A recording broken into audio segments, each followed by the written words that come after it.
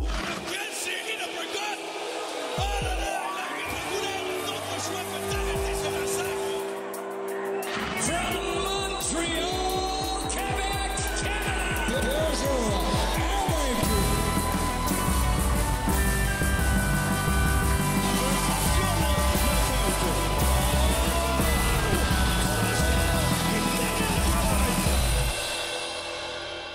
Bonjour tout le monde et bienvenue à un nouvel épisode du Punchcast, le podcast qui a du punch.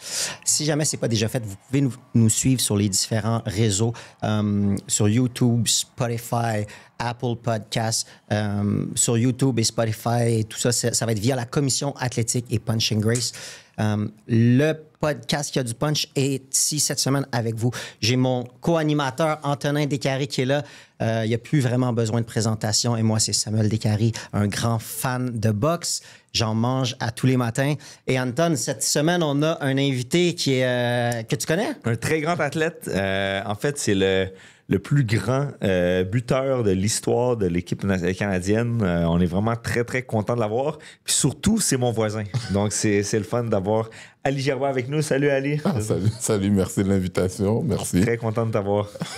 Et Ali, toi, ça fait plusieurs années que tu es impliqué dans le monde du soccer. Tu as passé à travers différents... Attends. On va tout de suite lui demander, est-ce qu'on dit soccer ou football? C'est quoi qu'on dit? On est au Québec, on va dire soccer. Okay, mais étant donné que pendant longtemps, j'ai évolué en Europe et à différents pays, on appelle football. Donc, aujourd'hui, on va dire... Soccer. Voilà. Si jamais je me trompe puis je dis football... C'est pas grave, on se comprend. Ouais, tu me plaqueras. Un touchdown. Un petit touchdown. T'as commencé quand même jeune dans le soccer. Tu es encore impliqué dans le soccer, mais plus nécessairement de la même façon. Peux-tu nous parler rapidement de ton parcours? Qu'est-ce que tu as fait là-dedans? Moi, mon parcours, bon, je n'ai jamais été quelqu'un qui s'est vanté de quoi que ce soit, mais aujourd'hui, les gens aiment ça savoir c'est quoi ton parcours, mais bon, j'ai été international canadien, j'ai joué 9 ans en Europe, gagné plusieurs championnats, j'ai été un des plus jeunes joueurs à avoir commencé dans la MLS au Québec, et ce n'est pas le premier, donc j'ai participé au Super Drive il y a assez longtemps. J'ai été professionnel à 17 ans. J'ai joué pour la première équipe de Miami Fusion en MLS. J'avais 18 ans. C'était-tu à l'époque de David Beckham ou j'ai joué à l'époque de David Beckham et j'ai joué aussi à l'époque des vieux. Des vieux. Donc, et puis, il y a ça fait 12 ans que j'ai pris ma retraite. Et là, j'ai décidé de faire d'autres choses, d'aider, parce que je suis un gars qui vient de Montréal-Nord. Donc, c'est la seule adresse que j'ai dans ma tête dans comment je pouvais aider les autres jeunes à pouvoir persévérer et améliorer leur sport. Donc, j'ai créé ma propre fondation. J'ai un centre sportif. Je représente des athlètes au foot ou bien au soccer, donc que ça soit féminine ou masculine. Et puis voilà, on essaie de s'occuper et puis de pouvoir redonner cette expérience à des jeunes. C'est vraiment fantastique de redonner au suivant. Merci au nom de la communauté en entier. Écoute, ton parcours est quand même assez impressionnant. Qu'est-ce qui t'a le plus formé en tant qu'athlète? Qu'est-ce qui t'a des expériences peut-être, des voyages? Qu'est-ce qui t'a formé?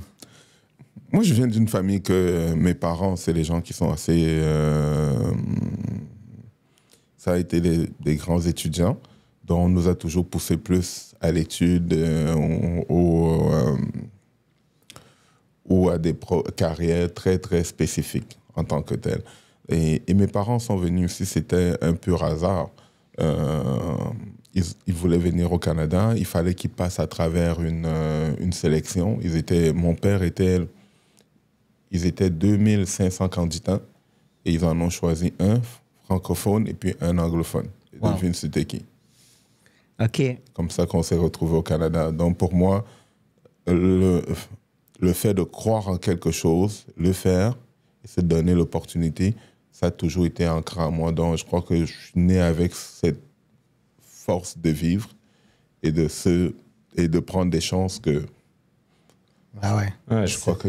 c'est une histoire vraiment impressionnante. Puis, mais tu disais que tes parents étaient vraiment très poussés au niveau académique. Ouais. Est-ce qu'ils ont été un peu déçus quand tu as décidé de te lancer dans le monde du sport? Oui, quand j'ai décidé d'aller dans le monde du sport, j'ai dit, ils m'ont dit, tu dois utiliser ta tête. Je suis allé mettre des coups de tête au centre. Manière de voir les choses. Donc, c'était... Et aussi dans une ancienne mentalité que le sport n'était pas aussi présent.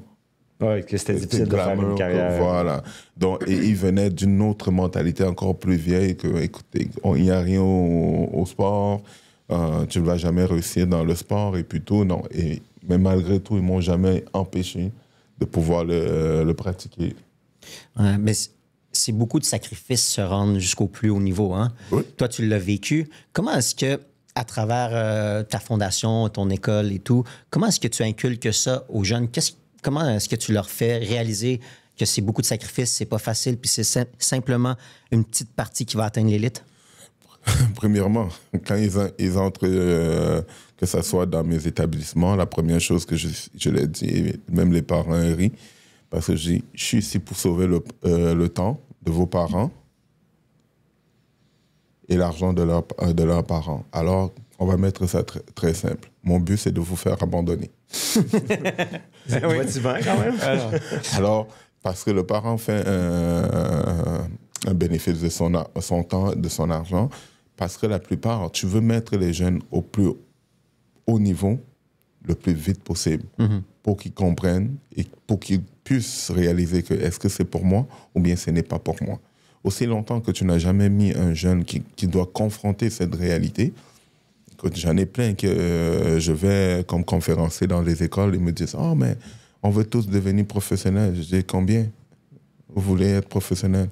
Ils sont là « Ah oui, on veut être tous professionnels. » Voilà encore, c'est l'ironie de ça parce qu'ils n'ont aucune conscience c'est quoi. Ouais, qu'est-ce que ça prend vraiment pour te rendre professionnel? Voilà. Il y a une expression qui dit « Everybody wants to be a beast until you have to do what the beast does. » Tout le monde veut être une bête jusqu'à temps que on doit faire ce que la bête fait. Là. Puis c'est extrêmement dur. J'aime ça. On a un sujet un peu plus tard. On va te parler de... J'ai l'impression que tu vas avoir une opinion assez claire là, au niveau de la controverse. C'est très intéressant parce que, justement, c'est la mentalité un petit peu old school des entraîneurs. C'est comme, regarde, c'est vraiment pas évident. Moi, mon but, c'est que tu lâches. Si tu arrives à passer qu'est-ce que moi, je mets là, ben là, ça me démontre que tu es prêt à aller plus loin. Tu es déjà équipé pour pouvoir au moins faire une partie de ça, parce que ça reste encore que... On avait une conversation tout à l'heure au niveau mental. Parce que je dis, l'athlète, tout le monde, aussi longtemps que tu es capable de pratiquer un sport, tu as du talent. Et ça, c'est indéniable. Mais le problème maintenant, entre avoir le talent et puis avoir cette force mentale qui te dirige, qui te drague à chaque jour pour aller faire des choses que d'autres ne pourraient pas, ou de rester dans des situations que d'autres ne pourraient pas, c'est ça qui définit l'élite. Et même des fois, à ce niveau-là, même certains élites craquent. Ils disent « Ah, mais tu sais quoi, je pensais que c'était pour moi. Finalement, j'ai fait une année pro, c'est pas pour moi. » C'est fou, pareil. C'est le fun d'entendre un athlète qui a eu autant de succès dans un sport complètement différent du mien, mais qui a exactement la même mentalité. Parce que, jusqu'à un certain point, peu importe le niveau, puis là, on parle du sport parce que voilà. c'est notre podcast, on parle de boxe, mais peu importe le niveau, pour atteindre le sommet, pour atteindre l'élite, ça prend cette espèce de mentalité-là. Là. Et beaucoup de gens simplifient toujours. Même quand je regarde la boxe, MMA, le foot, quand je suis dans un bar et puis j'entends les gens parler, je dis, tu sais quoi? Est-ce que tu es déjà monté? Juste 30 secondes. On ne te demande même pas de donner un coup de poing. Hein. On te demande juste de te protéger. Va dans un ring de boxe, on ne te demande pas. Juste protège-toi pendant 30 secondes. Tu viendras, tu vas t'asseoir.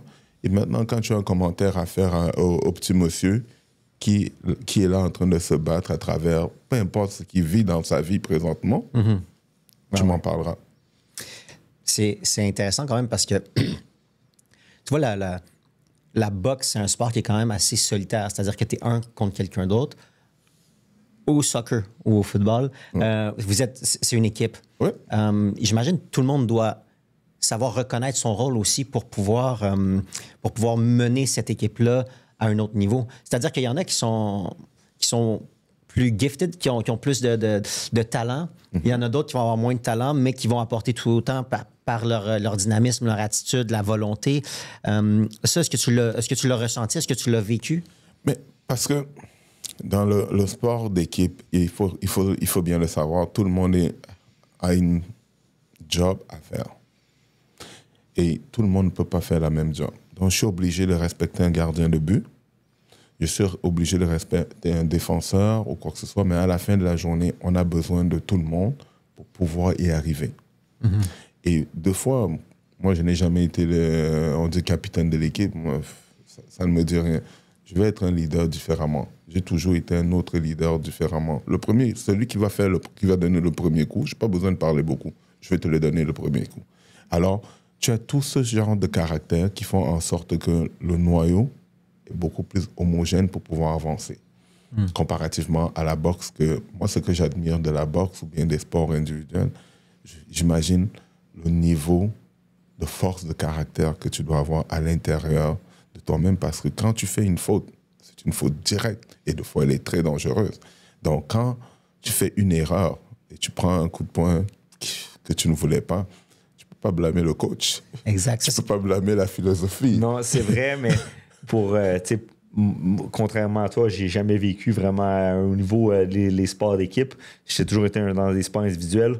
Puis on peut pas minimiser non plus l'impact de ton équipe. C'est sûr que tu es tout seul dans le ring, c'est sûr que toutes les spotlights sont sur toi, les bons comme les mauvais coups vont être remarqués, puis tu deviens un peu le seul responsable, mais ton équipe est tellement importante. Là, toute la préparation, tout le camp d'entraînement, ça c'est fait avec ton coach, toute ton équipe de coach, en fait, puis sans eux, tu n'aurais aucune chance. C'est très, très, très important d'avoir une chimie avec ton équipe. Et c'est ça qui est très important, parce que des fois, j'entends d'autres athlètes parler de ça, même quand ils sont dans un sport individuel, au niveau de l'équipe. Parce que les gens, des fois, même mes propres joueurs que je représente aujourd'hui, des fois, je demande, est-ce que tu as été gentil avec le gars d'équipement?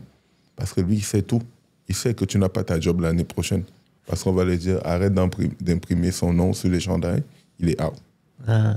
Je dis toujours, il faut être...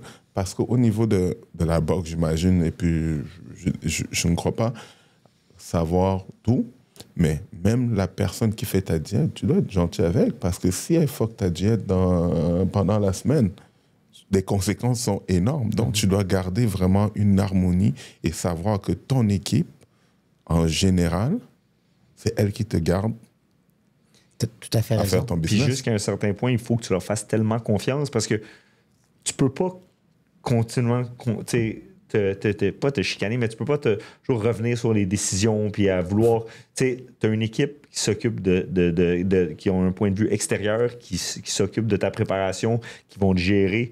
Toi, ta job, c'est vraiment d'exécuter le plan de match, mais il faut vraiment avoir une confiance absolue envers ton équipe. Et la différence dans notre équipe, quand tu n'es pas bon, il y en a 4 ou 5 autres qui attendent après ta place. On a parlé tantôt là, de l'importance de l'équipe, mais des fois, il y a des... Toi, tu donnes ton 100%, puis il y a quelqu'un qui fait des erreurs. Comment est-ce que tu vivais ça? Quand j'ai commencé, je connaissais pas grand-chose, parce que je me suis adapté au fur et à mesure, et aujourd'hui, je l'enseigne à mes jeunes à mon centre, parce que je l'ai dit toujours, je leur donne une comparaison. Si aujourd'hui, on va donner les termes peut-être de hockey que tout le monde connaît. OK. Tu as un défenseur, il va là avec un ailier qui est un ailier et son attaquant. Son attaquant arrogant, il n'arrête pas de le crier dessus, il n'arrête pas de le chialer après. Mais tu as ton ailier il marque autant que l'attaquant. Mais maintenant, on va 3 contre 1. Tu penses que l'ailier qui l'encourage tout le temps, qui le félicite ou bien qui le dit lâche pas, quand on va 1 contre 1, à qui j'ai le choix de donner la rondelle? Okay. C'est comme ça que je les mets tout le temps dans la situation de dire, alors, tu vas toujours vouloir donner la rondelle à la personne qui t'encourage. Pourquoi? Parce qu'au moins, elle te motive à être meilleur, mais celui qui est en train de te chialer après, tu t'en fous de lui. Tu sais déjà que de toute façon, il va te chialer après, mais tu n'es pas motivé à lui donner la POC. C'est pour ça que j'aime mieux les sports individuels. Mais, OK. Là, c'est une question qui est bonne pour les deux, OK? Je l'avais préparée pour toi, Ali, mais Antonin aussi, c'est un entrepreneur. Et les deux, est-ce que vous approchez l'entrepreneuriat de la même façon que votre carrière sportive? Tu veux y aller ou bien? Ben, je suis pas mal sûr qu'on va avoir la même raison. C'est la même chose. Mais je le vois aller aussi dans les réseaux et je le vois aussi. Et en tant qu'ex-compétiteur et pas dans le même sport, tu es capable, je pourrais jamais expliquer ça aux gens, je suis capable de voir quelqu'un son drive, à sa posture ou bien à juste son énergie. Et il y a certaines personnes que la première fois que je peux entrer dans la salle, je peux le dire, ah lui, oublie. Juste au niveau de son énergie. Et c'est ça qui projette. Donc, je regarde à travers, je vois quelqu'un qui est motivé et qui est toujours dynamique à savoir et qui a une vision qui arrive. Moi, la même chose. J'ai toujours été quelqu'un qui était un risque. Je prends des chances. Je suis un vrai taureau. Quand je m'embarque dans quelque chose, laisse tomber.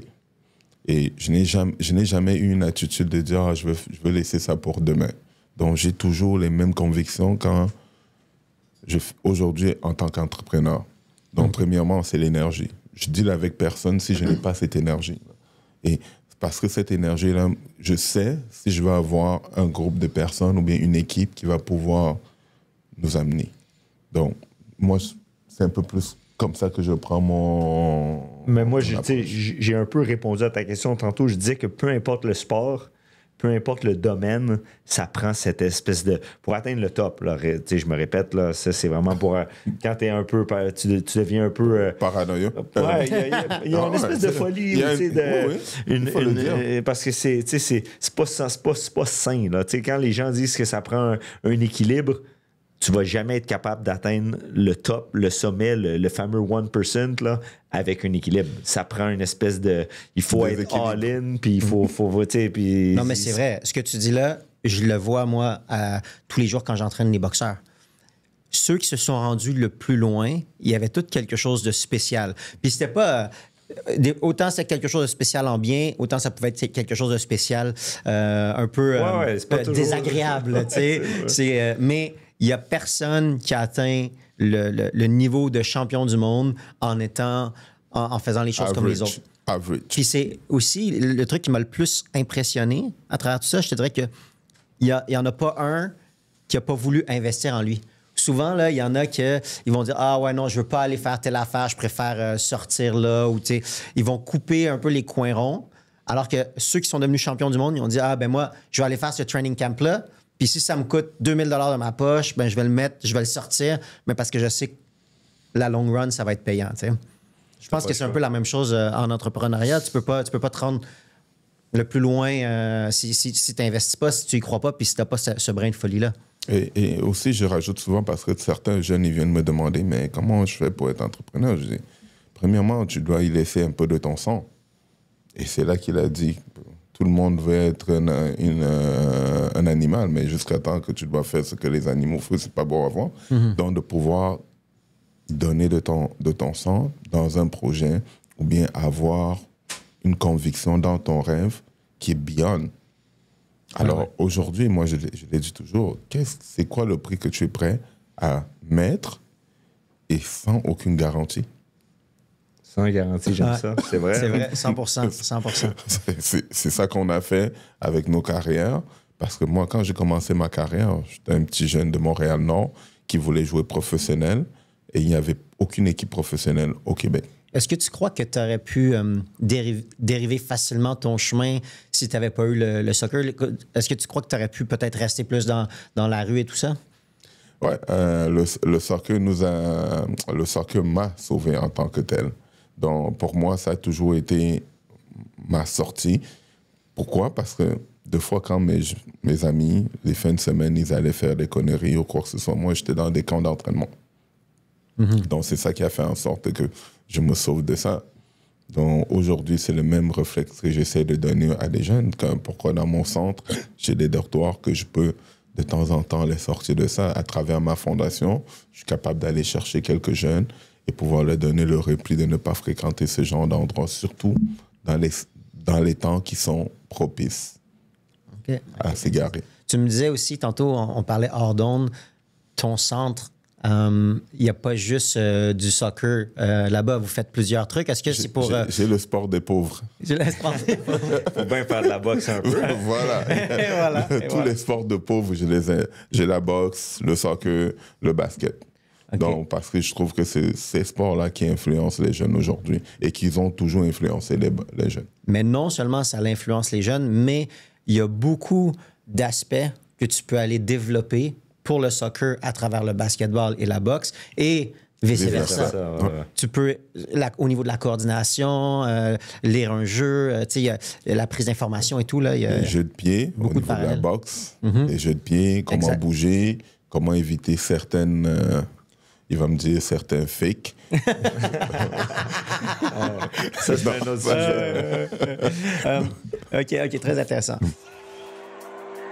From Montreal, Quebec, Canada. On va faire un petit jeu ensemble, OK? On va essayer de créer un boxeur. Puis moi, je vais te donner des qualités. Et toi, tu me nommes un joueur de football, de soccer, qui a cette qualité-là. Mais fais attention, on est au Québec ici. Là. Fait que sors-nous des joueurs de soccer qu'on peut connaître. Là. connaît. Ouais, parce que, OK, puis je te donne un exemple. Mettons, au niveau de la vitesse. Quel joueur là, le plus vite... Au Québec? Non. Des joueurs intimes, mettons, sors-nous des noms connus. Là, Mais- que les mais- gens- même de tous les temps. Alphonso Davis. Alphonso Davis. OK. Maintenant, jeu de pied. Jeu de pied. Qui avec un bon jeu de pied qu'on peut connaître? Cristiano Ronaldo. Ronaldo. Maintenant, en boxe, on parle souvent de ring IQ. Donc, l'espèce de connaissance du ring. Peut-être le positionnement ou la lecture de jeu en Messi. Messi. Ouais. Maintenant, robustesse. Il y a Zlatan. C'est bon. C'est qu'elle a dit Zidane. Zidane, Ça, c'est coup de tête. coup de boule. Mais tout le monde même le lui, connaît pour ça. je l'aurais mis à la place même de Messi parce que c'est quelqu'un qui avait un IQ brillant. de foot incroyable. Donc, au moins pour se repérer, les jeunes aujourd'hui ne savent même pas c'est qui Zidane, mais c'est un... Mais maintenant, moi- c'est un grand entraîneur. Moi, je l'appelais Neo dans la Matrix. Ah. Il était capable de... Je te passais des trucs, c'est incroyable. Quand je le voyais jouer, j'avais l'impression que je pouvais jouer. Le foot le soccer était simple. Ça avait de l'air C'est tellement incroyable. facile. Hein? Oh, ouais, ouais. Je pense que ça fait ça souvent quand on regarde les plus grands. Ça a de l'air- Moi, j'ai Wayne vu... Gretzky un peu. Voilà, Mario tout, Lemieux. là. quand tu sais que quelqu'un a son apogée de son art, vois la facilité qui te fait croire que tu peux y faire. Et puis maintenant, le plus vendeur. Parce que faut pas juste que tu sois bon, à un moment donné, il faut que tu sois vendeur. Sinon, tu restes dans les petites ligues, tu restes dans les... Ah bon, le plus vendeur, tout le monde le connaît tous, c'est Cristiano. Il soigne son image et puis tout. Donc moi, je crois que c'est un des très bons des top. vendeurs très bon vendeur du foot. OK. Moi, j'aurais pensé peut-être Beckham aussi. Beckham, il a bien fait par rapport à son image, la marque et tout. Ah, il était Mais- superstar. Ronaldo, c'est comme et un autre encore- niveau, là, mais... Et encore là, tu parles à des jeunes de quel âge? Donc c'est pour ça que Ah, voilà. c'est pour ça que des fois tu es obligé de rester parce que moi, si tu me demandes mes préférés aujourd'hui, les jeunes ne les ont jamais vus jouer. T'étais-tu un fan de Maradona? J'ai jamais été fan de un joueur, mais il y a un joueur que pour moi, c'est un top, mais je suis pas groupie ou bien. Non. Mais c'est Ronaldo. Ronaldo. Le vrai pour moi. Dans le Brésilien. Ouais. OK. Ouais. Tout un joueur aussi. Ça, c'est le même temps que Zidane. Voilà. Et même Zidane a été obligé de lui dire, écoute, il a rarement vu des joueurs comme ça. Ah ouais. C'est incroyable. Ouais. Donc, toi, c'est lui qui t'a le plus... Est-ce qu'il t'a inspiré? Est-ce qu'il a inspiré ton style de jeu? Moi, je crois que c'est un mélange de tout qui m'ont inspiré parce que j'aimais beaucoup. Moi, j'aime le sport. Donc, pour moi, je suis un amateur de tout. Tu me mets un sport, je vais apprécier la technique, je vais apprécier c'est pas la confiance ou l'arrogance, peu importe comment tu veux le mettre. Aussi l'intelligence. Donc, toutes ces choses-là font en sorte que, même en tant que athlète ou bien ex-athlète, ça continue à te nourrir. Pour dire, oh merde, tu as vu l'anticipation? Est-ce que tu as vu comment il a vu venir? C'est des choses qui m'impressionnent. Puis ça, tu parles quand tu regardes un match de soccer ou quand tu regardes n'importe quel sport? N'importe quel sport. N'importe quel sport, OK. Parce que je suis un amateur de sport. Je suis un fanatique.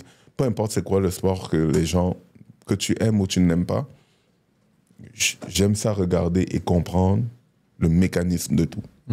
Très intéressant. Je suis un peu comme ça Mais aussi. Moi, je suis comme ça quand je comprends le sport. On dirait que, tu sais, quand mettons, je regarde un sport que je connais pas vraiment, ça me prend un certain temps avant de l'apprécier. Puis les combats ultimes, ça a été longtemps comme ça. Tu sais, j'aimais ça quand les gars étaient debout puis ils échangeaient coup pour coup. Ouais. Mais dès qu'ils allaient au sol, ben genre, non, c'est pas du sport, ça, qu'est-ce qu'ils font là? Tu sais, être couché à terre à se coller, là. Mais j'ai éventuellement compris, j'ai fait du jiu. Ouais. J'ai fait du jiu-jitsu, puis tu sais, toutes les technicalités, toutes les petites subtilités. Ouais. C'est un sport tellement incroyable que là, j'ai comme compris, puis j'ai beaucoup de respect, évidemment, pour tous les sports, mais tu sais, on dirait que quand je le comprends pas bien, j'ai de la misère à l'apprécier. Puis toi, Anton, quand tu étais boxeur, c'est qui les athlètes qui t'ont inspiré? Ben moi, j'ai commencé à boxer dans les années 90, fait que toute cette gamme-là, toute cette gang-là, les Oscar de la Hoya, les Roy Jones, les Arturo Gatti, c'est vraiment eux qui m'ont impressionné, qui m'ont fait tomber en amour avec ce sport-là. Donc, c'est pas mal. C'était mes idoles, si on veut. Il y a quelques années, il y a eu un reportage sur celui qu'on appelait le Golden Boy, Oscar de la Hoya, qui était un très grand boxeur. Mais ça n'a pas toujours été facile. Puis quand il y a eu du décès dans sa famille, tout ça, il a gagné une médaille d'or aux Olympiques, d'où son surnom, le Golden Boy. Il y a eu des petits problèmes, pas des problèmes de santé mentale, mais il y a eu une passe plus difficile. Puis après ça, il est parvenu à remonter la pente, si on veut. Et ça m'amène un petit peu à un sujet où on va pouvoir en débattre. Puis je vais vous le lire parce que je veux être sûr que ça soit quand même bien posé. OK? Donc, pendant longtemps, le sport a glorifié la force, la résilience et la dureté du mental. On valorisait les athlètes capables de tout encaisser, de se relever sans se plaindre, d'avaler la douleur physique et émotionnelle au nom de la performance. Mais depuis quelques années, il y a eu un certain vent de changement. De plus en plus d'athlètes, autant au niveau amateur qu'au niveau des stars mondiales, osent parler ouvertement de leurs problèmes de santé mentale, de leur anxiété, de leurs doutes et de leurs besoins de soutien psychologique. Alors, est-ce que la santé mentale est devenue une nouvelle priorité réelle dans le monde du sport ou est-ce que ça reste, malgré les apparences, un sujet encore tabou? Moi, je trouve que de plus en plus, oui, on en parle, c'est très, très bien, mais ça a toujours existé avant. La seule chose qu'aujourd'hui, les gens en parlent un peu plus ouvertement, et surtout les athlètes, et surtout les athlètes de haut niveau. Étant donné qu'ils ont toujours eu une image de personnalité forte, inspirante, et qu'ils ne pensaient pas qu'ils pouvaient aussi être des gens vulnérables. Parce que moi, je peux parler de ma propre expérience. Quand j'ai pris ma retraite pendant 2 ans, ça a été difficile. Du jour au lendemain, tu arrêtes. Pourquoi je vais m'entraîner? Il n'y a plus d'objectifs, il n'y a plus rien. Ça a été difficile pendant 2 ans. Et surtout aussi de la communauté qu'on vient. C'est très difficile pour nous d'en parler de certains de ces problèmes-là. On ne te voit pas comme... on fait des blagues, oh, mais bon, c'est pas un problème qui est dans notre communauté. On se cache, on se voit la face. Et c'est très, très encourageant aujourd'hui de voir des gens qui prennent le temps de pouvoir en parler, de pouvoir parler ouvertement et de pouvoir enlever ce stigma de notre communauté. Parce que en tant qu'immigrant, je ne crois pas que des immigrants aujourd'hui parlerait de ça très, très ouvertement, mais on voit la marche. Et aujourd'hui, quand les grands athlètes parlent de leurs problèmes aussi, on est un peu plus à l'écoute et on se dit que s'il en parle aussi, on est capable de le faire. Moi, j'ai une opinion peut-être un peu... je vais peut-être me faire lancer des roches. Puis, puis on va se dire, je suis très conscient que c'est un vrai problème, puis qu'il faut respecter ça, puis il faut être à l'écoute. Mais il y a quand même un petit, selon moi, où ça vient comme un petit... Je trouve que ça vient me titiller un peu, là, ça mérite un peu. C'est que pour atteindre le sommet, pour atteindre l'élite, puis on va en débattre, puis vous allez peut-être certainement m'apporter des points qui vont me faire changer d'idée. Là. Je suis pas à 100% certain de ce que j'affirme, mais j'ai comme l'impression que ça date depuis toujours. Là, on parle là, on fait encore une référence avec la boxe, là, mais les gladiateurs ou les Jeux de Rome, les grands athlètes ont toujours été un peu comme les super-héros de la société. Là, ils ont là, un rôle, ils doivent représenter l'excellence puis la force. J'ai comme l'impression que c'est un prérequis. Si pour te rendre au sommet, si pour exceller dans ton sport, tu dois avoir une force mentale puis d'être capable de dealer avec l'anxiété. Puis ça veut pas dire que tu n'en auras pas. Là. Tous les athlètes, tous les tops vivent avec ça, mais ils sont capables de le gérer. Puis si tu n'es pas capable de le gérer, ben c'est peut-être juste pas pour toi. C'est peut-être juste pas supposé performer sur la scène, sur la plus haute scène. Là. Moi, je donne un exemple. Là. Je suis un pas pire athlète, mais je suis un très mauvais... Le côté artistique, là, j'ai vraiment pas ça. Là. Fait que, tu sais, je dessine très mal. Ou, tu sais, si, mettons, j'avais voulu être architecte, ben, j'aurais certainement... Tu sais, j'aurais peut-être... J'aime l'immobilier, j'ai une vision, j'ai quand même plusieurs aspect qui aurait pu faire de moi un architecte pas pire, mais je dessine mal. Fait que, tu sais, quand je serais arrivé à l'université, puis j'aurais fait des cours, puis ça m'aurait fait de l'anxiété que mes professeurs me demandent de dessiner, puis là, il faut qu'on... Mais non, mais c'est un prérequis. Pour faire le métier, tu dois être bon dans ce domaine-là. Mais moi, je pense que pour être un athlète de haut niveau, pour performer sur la plus haute scène, puis rivaliser avec les tops, et d'avoir aussi tous les avantages, là, on va se le dire, là, les joueurs, les athlètes professionnels gagnent très bien leur vie parce que justement, ils doivent dealer avec énormément de stress. Fait que j'ai comme de la misère à...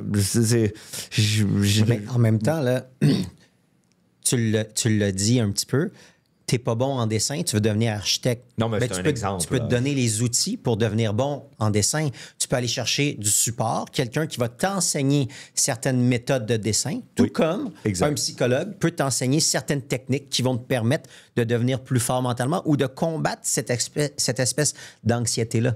Mais attends, mais puis si je suis pas bon en dessin, je peux même me donner des outils puis de m'améliorer, mais je serai jamais le top architecte sur la Terre. C'est un peu la même chose. Si tu as de la misère à dealer avec si ta vision est bonne, puis tu arrives à bien voir les choses, puis à bien placer tes éléments, même si ton dessin est pas parfait, même si la technique de dessin est pas parfaite, si on arrive à avoir la vision puis l'image que tu veux, ben tu peux être le plus grand architecte. Bon, ben alors, si un athlète ultra talentueux qui est un petit peu plus faible physiquement, mentalement, il y a le support d'un psychologue. On peut parler des Michael Kingsbury, Simon, la fille, c'est Simone Biles. L'athlétisme. Ouais, en athlétisme. Naomi Osaka aussi. C'est des athlètes qui ont repoussé les standards d'excellence, mais qui ont eu des difficultés. On va laisser... Parce que moi je vois où il veut aller avec ça, et puis je le comprends. Parce que il y a le avant, pendant et après. Donc, moi, c'est plus le après que j'ai une position beaucoup plus mitigée par rapport à ça. Parce que je crois que si tu veux entrer dans un sport, écoute, c'est pas fait pour les faibles. Point final. Il n'y a pas de négociation. Si tu veux être récréatif, il y a un côté récréatif. Tu veux être élite, le côté élite. Et tous ont leur envers de la médaille. Ça, je le suis très bien. Mais dans ce filet-là, quand on a parlé d'un autre sujet, il vous disait, il y a des périodes, et on ne sait pas, il y en a certains qui vivent un deuil. Il y en a certains qui vivent perte de... un divorce, perte d'un être cher. C'est des êtres humains, puis ils doivent vivre leur vie. Voilà. Moi, c'est là que je m'en vais plus de pouvoir dire, OK, durant leur carrière même, parce que des fois, il y a des chocs. Tu conduis ta voiture, un accident, et il y a quelque chose que tu arrives, tu vois des choses que tu n'étais pas préparé à voir ça. Mm-hmm. Donc, c'est là que moi, je suis d'accord avec de pouvoir en parler, parce que aujourd'hui, tous ces athlètes, même durant leur carrière, qu'ils ont certains chocs, on ne sait pas qu'est-ce qu'ils vivent. Et ce n'est pas tout le monde qui réagit comme Non, toi et puis moi. raison. Et on est capable maintenant de voir si la personne a besoin. OK, mais si maintenant, tout d'un coup, et c'est là que je vais venir te rejoindre, tout d'un coup, maintenant, on s'est rendu que c'est un fléau de la société pour dire, écoute, moi, aujourd'hui, je ne peux pas me lever parce que j'ai un problème. Écoute, tout le monde a des problèmes. Exact. Lève ton cul, va travailler. C'est tout. 100%. Puis Point le final. point que tu amenais, c'est un excellent point, puis c'est très valable, mais c'est valable pour 100% des humains sur la Terre. C'est pas juste les... C'est pas le sport qui... Moi, où ça vient me titiller un peu, c'est quand ils ont la pression parce qu'ils n'ont pas marqué de but ou ils n'ont pas... mais c'est sûr que là, si tu as quelque chose d'externe... Exactement. Si tu n'es pas capable de dealer avec le fait que les fans te chialent après quand tu fais pas de but, ben peut-être que le sport, c'est pas pour toi. C'est exactement pour ça que je voulais vraiment bien clarifier au niveau de... Entre l'athlète qui vit un événement qu'il a perdu, mais le everyday que je dois me lever, c'est ma job. Je suis payé grassement pour aller performer. Et parce que je n'ai pas performé, je veux comment... Et les spectateurs, j'ai eu des places que les spectateurs, ils ont fermé le stade. Vous ne sortez pas de là. Ouais. Donc, qu'est-ce que tu vas commencer à dire? Écoute, si tu n'es pas content, remets l'argent, on va faire quelque chose d'autre. Et ça, je suis capable d'être de son côté, de dire oui, mais là, le stress de performance, t'aurais dû regarder ton contrat en dessous, là, ça venait avec. Là. Une des meilleures entrevues que j'ai jamais entendues à ce niveau-là, là, c'est Shaquille O'Neal. Il parlait que c'était... Je ne pourrais pas dire quelle année, là, mais il jouait pour les Lakers à cette époque-là. Puis il était grassement payé. Là. On sait, je suis centaines de millions de dollars par année. Puis il y avait il avait pas une bonne saison. Puis les journalistes, ils demandaient hey, qu'est-ce qui se passe, Shaq? On t'es pas aussi performant qu'à l'habitude. Il dit tu sais, je le sais pas, j'ai beaucoup de pression cette année, j'ai de la misère à performer. Puis il est revenu chez lui à la maison. Puis son père l'attendait à l'aéroport. Puis la relation qu'il a avec son père est particulière. Là, il l'appelle Sir. Puis il est vraiment très respectueux. Et son père, c'est une figure très importante dans sa vie. Il l'attendait à l'aéroport. Puis il rentre dans l'auto. Puis il dit j'osais même pas changer de musique. Là. Je disais Can I change music, sir? Il dit non. Fait que là, ils s'en vont. Il sait pas où il l'amène. Le père de Shaq amène Shaq sur un viaduc, là, un genre de overpass sur l'autoroute, en dessous de l'autoroute. Puis il y a plein de tentes. Il est peut-être 5 heures du matin. Là. Il est très, très tôt. À 6 heures du matin environ, il y a un monsieur qui sort de la tente. Il y a des enfants qui sortent. Après ça, la mère sort. Puis le père de Shaq, il dit... ça, c'est la pression. Ça, c'est de la pression. Quand tu sais même pas si tu vas être capable de nourrir ceux que t'aimes, ça, c'est de la pression. Il dit, viens plus jamais m'insulter en disant que tu as de la pression. Là. Toi, tu fais 100 millions par année, que tu scores un panier ou pas, il n'y a rien qui change dans ta vie. Arrête avec ta pression, c'est pas de la vraie pression. Puis je suis d'accord. Puis là, j'avais comme, ça m'avait choqué. Puis je me dit, tu sais, il y a raison, là, tu sais, dans le sens que si t'arrives, t'as un décès dans ta famille, t'es un être humain, c'est 100% normal que tu t'écrases puis que t'aies de la tu vives une situation, ça t'affecte exactement. Mais un athlète, ta job, c'est de performer. Si t'es pas capable de performer puis ça te crée une anxiété, une pression, ben t'es juste pas dans le bon sport. Moi, je comprends pas ça. dans le bon Mais domaine. des fois, par exemple, ça peut devenir maladif. Tu veux tellement performer. Toi, tu fais tous tes devoirs, puis même plus après. Puis là, la nuit, tu te réveilles, puis là, tu penses à ça, puis là, tu continues à penser à ça. C'est pas pour toi. Il n'y a même pas de sujet. C'est pas pour toi. C'est sûr que fais quelque chose d'autre. Si tu es en train de lire ce que ça prend pour l'emploi, c'est écrit ça, qu'il va avoir des nuits de sommeil coupées, de la pression. C'est pour ça que j'essaye de leur donner cette culture le plus rapidement possible. Il n'y a pas d'excuse dans le sport. Le sport n'a pas d'excuse et le sport n'attend pas après toi. Tu brises là aujourd'hui, on passe d'autres. La page est tournée, il y en a 5 autres qui sont en train de se battre pour avoir la même position qui t'angoissait.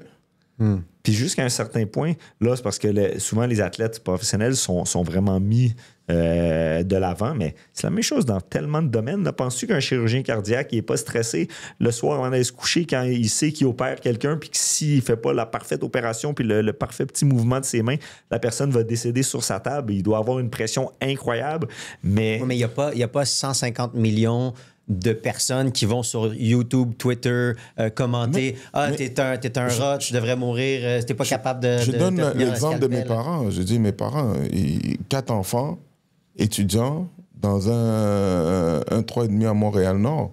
C'est la pression pour le monsieur. 100%. Et il n'a pas commencé à être angoissé. Et il ne savait pas comment il allait acheter le pain dans 2 semaines. Il ne savait pas comment il allait amener ses enfants, même à la garderie. Je suis d'accord avec ça. C'est la pression. Et en plus de ça, il doit se lever, avoir une belle attitude, parce qu'il ne veut pas que ses enfants voient ça dans ses yeux, et d'aller travailler. Je suis tout à fait d'accord avec toi. Pour moi, ça serait la plus grande des pressions. Mais ça ne veut pas dire qu'il n'existe pas d'autres pressions ailleurs. Puis même, il y a certains athlètes pour qui la pression, c'est un moteur de départ. Ils vont performer sous la pression. Tu leur mets de la pression, là, des gars comme Patrick Roy qui arrivait en play-off, et là, ça devenait un mur. Des gars comme Mario Lemieux. Tu sais, là, je prends du hockey parce que c'est le sport le plus connu des Québécois. Tu sais, mais il y a des gars...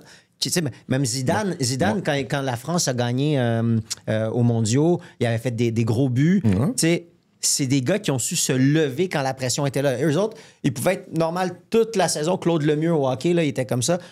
Toute la saison, tu fais bien. Là, tu arrives en play-off, tu arrives dans les moments importants, puis tu veux ce gars-là dans ton équipe. Mais il pourra confirmer avec ça. Tu en as vu des meilleurs boxeurs à l'entraînement.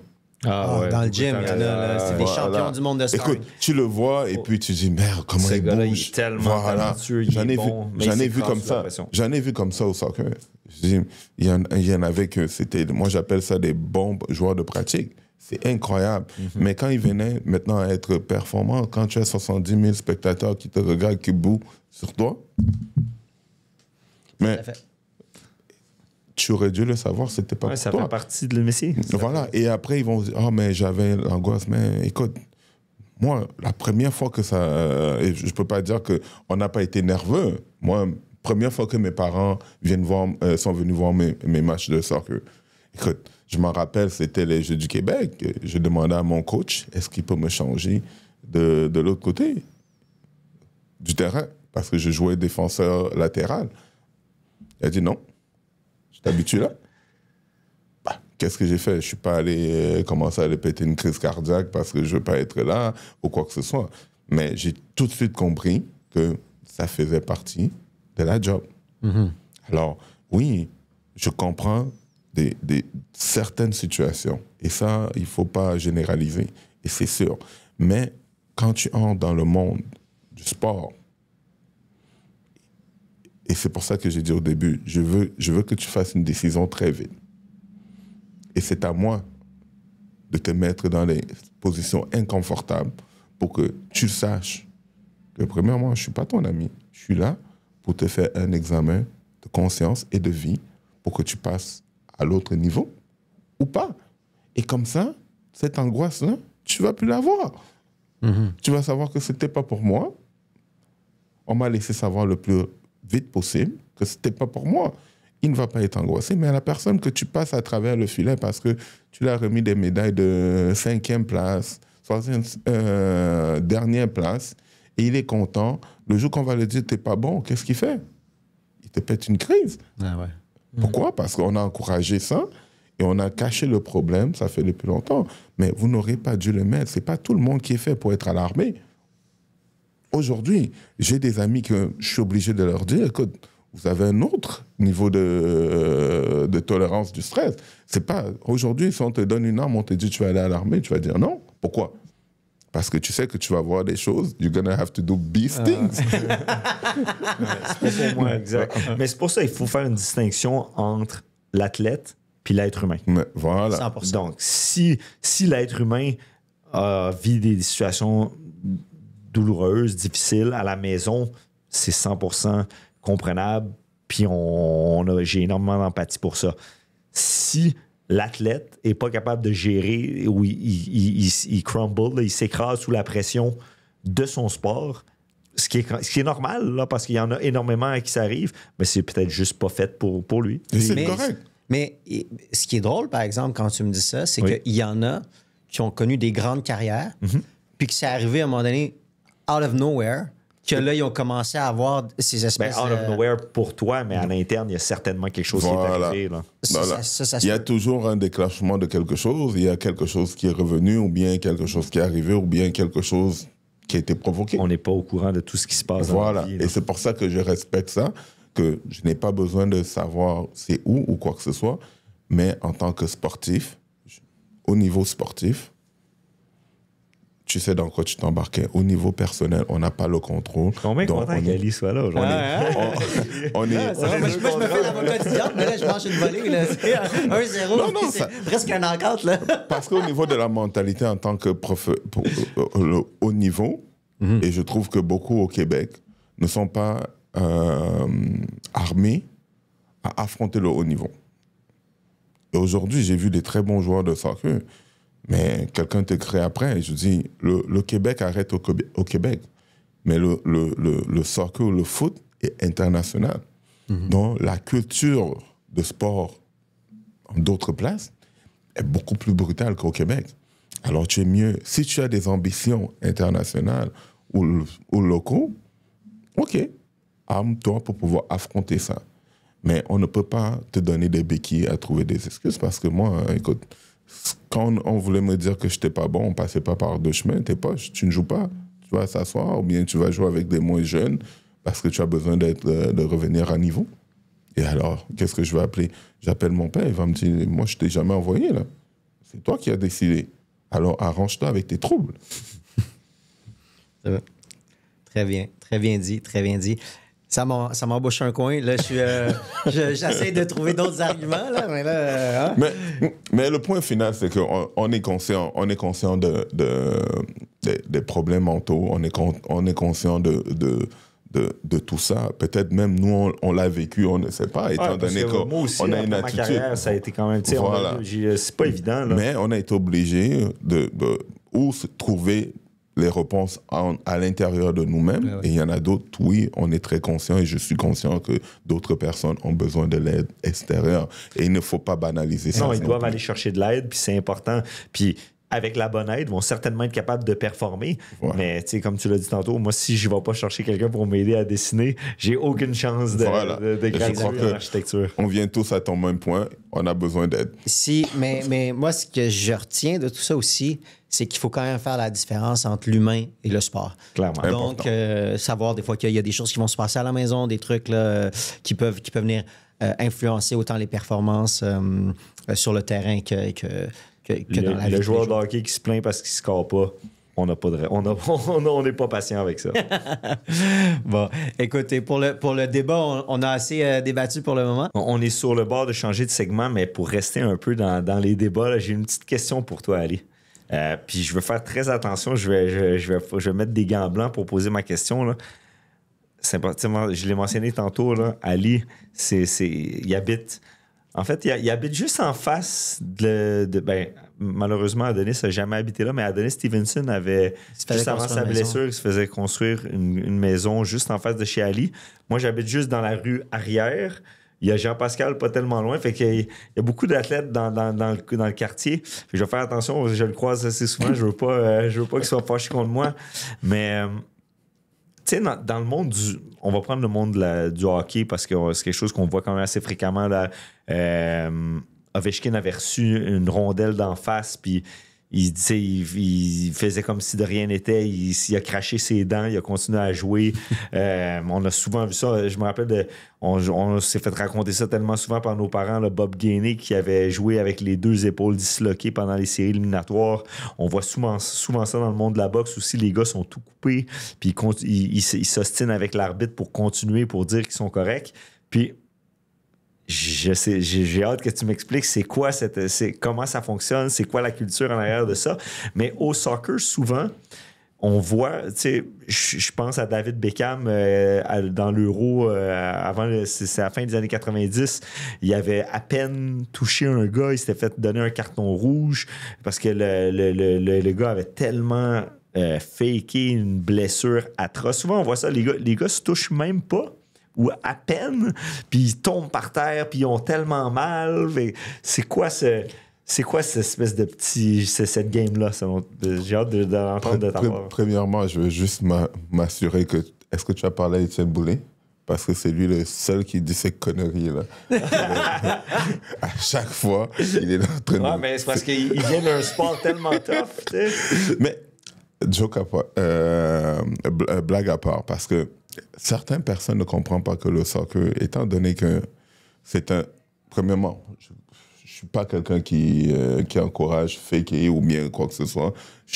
J'aime ça, l'aspect physique. J'aime ça qu'on joue en toute honnêteté. Mais il y en a d'autres au niveau de la stratégie maintenant. Et c'était un art pendant un bout de temps que même des Italiens en faisaient un art. Tu le touches, il tourne et puis il roule. Mais ça faisait partie du jeu aussi. On comprenait que, bon, même dans la surface de réparation, des joueurs exagéraient pour pouvoir avoir un avantage. C'est comme une punition au hockey. Mais au soccer, c'est un peu plus direct parce qu'on te donne un carton jaune, le deuxième, tu es out. Et là, il y a des équipes qui attendent pour le reste de la game. Et donc, c'était une façon de se donner un avantage quand c'était difficile de battre un adversaire direct. Donc, et c'est vraiment juste stratégique. C'est beaucoup plus stratégique parce que ça dépend c'est quel adversaire que tu avais. Et maintenant, de plus en plus, c'est en train d'être banni avec les vidéos, les reprises vidéo. Donc, on est capable maintenant de savoir que tu as vraiment... On ne t'a jamais touché et puis c'est exagéré. En même temps, ça tourne aussi, là, ça commence à tourner à un côté que je trouve qu'on n'a plus besoin de te toucher grandes choses pour que on puisse condamner la faute. Donc, ce côté un peu plus physique que moi j'aimais, on est en train de le perdre. Et tant mieux, parce que pour moi, j'ai l'impression que ça donne aussi un avantage à d'autres personnes de pouvoir être excellents dans l'art pur et dur. Mais tu vois, Antonin, il posait la question, mais on a déjà joué un petit peu au basketball quand on était au secondaire, puis on se faisait enseigner à faire ce qu'on appelle des pics, donc des écrans. Bon. Et on se faisait enseigner à tomber aussi. Voilà. Ça faisait partie pour aller chercher l'avantage, pour aller chercher la faute, pour qu'il y ait un changement de possession. Voilà. Donc, c'est une stratégie. La seule affaire qui est dommage, c'est quand ça prend ça nuit. On doit se le dire, ça nuit le sport pendant longtemps parce que d'autres personnes, étant donné qu'ils voyaient ça, la première question, est-ce que tu fakes? Je viens dans le terrain, puis on verra qui va être en train de faker. Non, mais quand on voit les replays, puis que clairement, il y a eu aucun contact. Puis malheureusement, il est au sol. Après ça, c'est les jeunes qui regardent ça puis qui pensent que c'est bon, ils commencent à imiter. Puis ça, c'est un peu ordinaire. Là, tu vois des petits jeunes de 10-12 ans sur les terrains de soccer qui jouent la comédie, c'est ordinaire. Mais il y en a eu plusieurs choses. Tu vois, dans certaines actions, il y a eu Maradona, tu parlais tout à l'heure. La main, là. Voilà. Donc, c'est toujours comment utiliser... Moi, je trouve ça la triche. Il faut... Oui, de la triche pour pouvoir se donner un avantage. Donc, mais de plus en plus, au moins, ce qui est très positif, c'est que ça commence à être très, très rayé du football. Maintenant, avec les reprises vidéo, comme tu disais, tu ne peux plus vraiment tricher. Là. Non. C'est beaucoup plus pointueux. Et deux fois même, peu importe de quel côté que tu es. Tu peux avoir une pénalité si t'as faké, puis ils peuvent prouver avec les reprises que mais maintenant, aujourd'hui, si tu exagères, ils vont regarder dans la vidéo et ils te donnent une carte jaune. Okay. Donc, ça devient... Tu as voulu avoir un avantage, mais maintenant, tu as un désavantage avec ton équipe. Mais maintenant aussi, pour décourager les gens de faire ça, je pense qu'il y a beaucoup de Reels qui sont partis là, avec... Je pense que c'était Mbappé là, qui... Neymar. C'est Neymar. Ouais, pardon, Mbappé. Il y avait beaucoup de jeunes que dès que il y avait même une tendance, dès que tu cries le nom de Neymar, des jeunes commençaient à se rouler. OK, donc... On n'est pas les seuls à trouver ça spécial comme culture. Mais c'est pas qu'on n'est pas... vous n'êtes pas les seuls, parce qu'il y a une génération que ça a marqué beaucoup de gens. Mais aujourd'hui, un jeune qui regarde ça, il ne voit plus ça de la même façon. Donc, ça a changé beaucoup, non? Excellent. Parfait. Là, Antonin, tu as le cœur plus léger, tu comprends, le sport, tu vas pouvoir l'apprécier davantage. Je ne vais pas venir faker devant chez toi. C'est bon.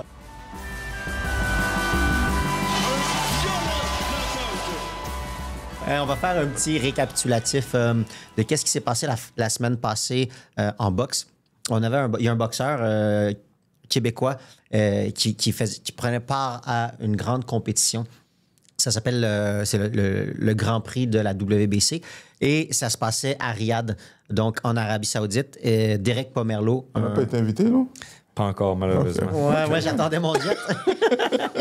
Derek Pomerleau a progressé dans le tournoi et il était en demi-finale et il a vaincu le Colombien.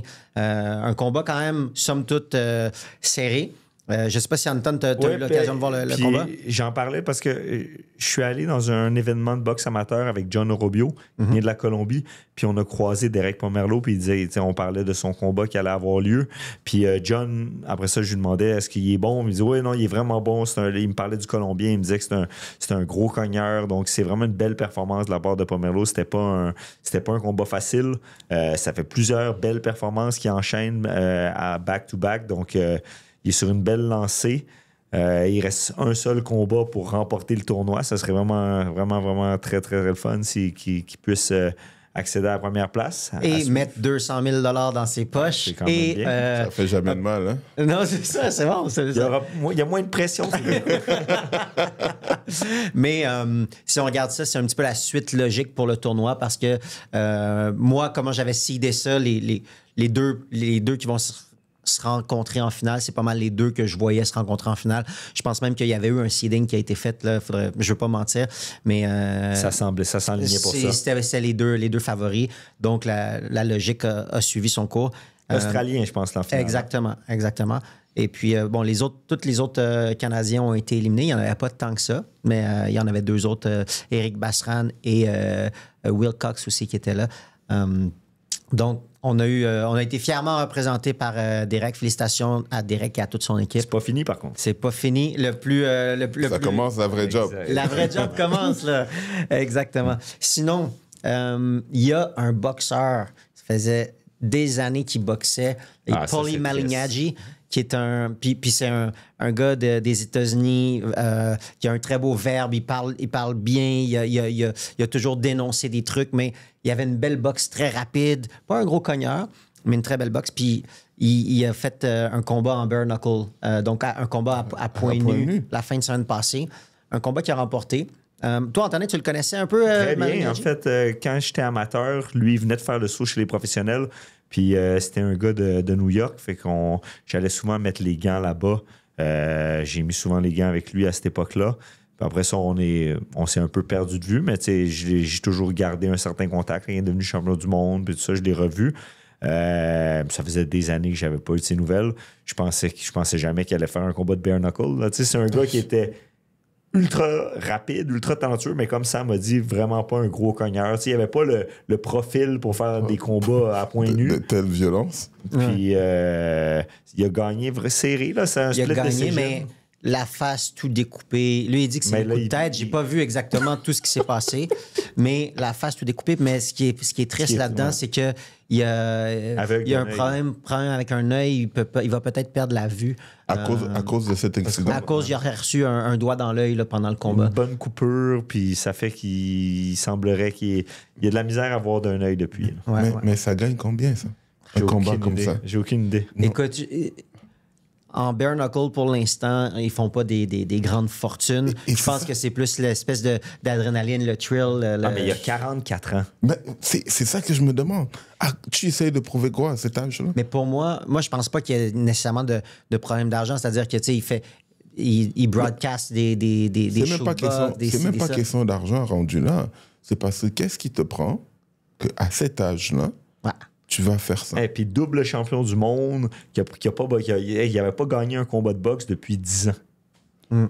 Et à un moment donné, tu as une famille, et puis voilà, tu es rendu à...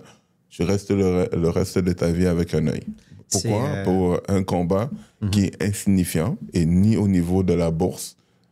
Puis ni au niveau que tu étais aussi. C'est ça qui est triste à un moment donné. Les gars, ils doivent savoir quand se retirer. Puis ça m'amène au prochain combattant, Danny Garcia. Danny Garcia il a été là, incroyable. Là. Hein? Il a gagné son combat. Oui. Il a seulement 37 ans. Oui, mais lui, ses grosses années, c'était de 2011 à 2017. Tu sais. Même avant ça. Il a commencé en 2007, mais il est devenu champion du monde en 2011. Puis, tu sais, il a affronté tous les gros noms.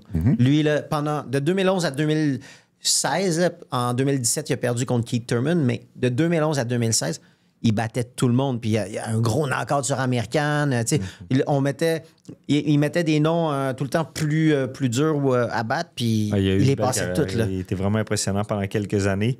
Ouais.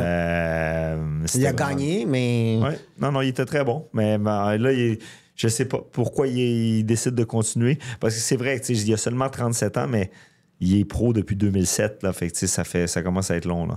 Exact. Wow. C'est des fois...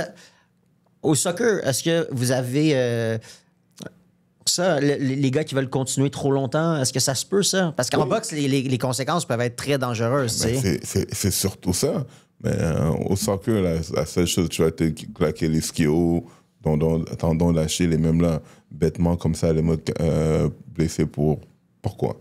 Ouais. Donc, en plus de ça, et on le sait tous que tu peux pas aller jouer avec des amateurs en plus. Moi, impossible.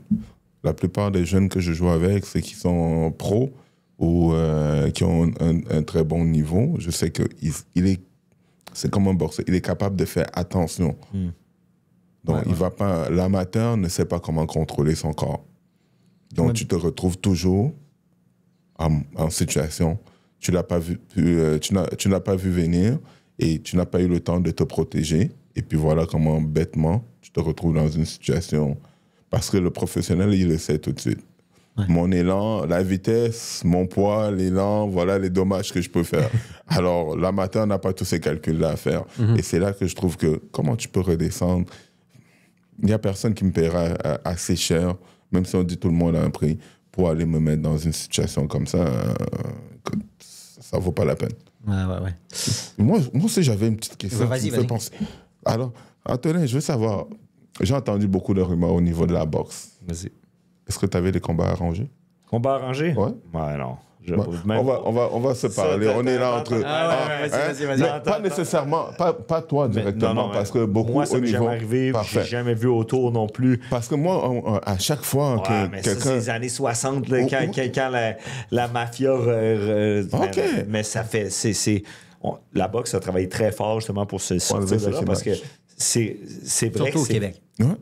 Partout sur la Terre. Là. C'est difficile. Ce serait le sport le plus facile techniquement à corrompre pour les paris. Là. Tu payes quelqu'un, tu mets de la pression.